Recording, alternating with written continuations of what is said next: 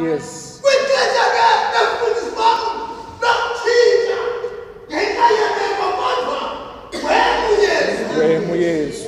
Ukwixesha lokuba kuthi nokuba ziyeke izinto kuyathethwa kuthula ucwaka kuthi tu ngokuthi uIsaya wathi cwaka wenze ngemvu phambili kwabachebi bayo bakawuvula umlomo wenza loo nto uYesu phambi koPilato.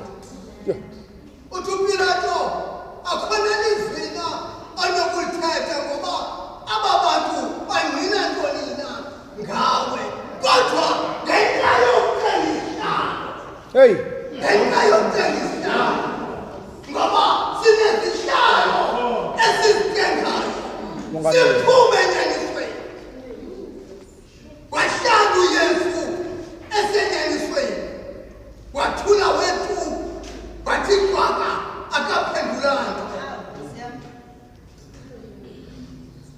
Ndive into ezininzi nezinzima ndifuna ukuthi ke kuwe uve ntoni na kwintshumayelo ebezisiwa ngaphambili. Yintoni oyifumeneyo emveni kokuba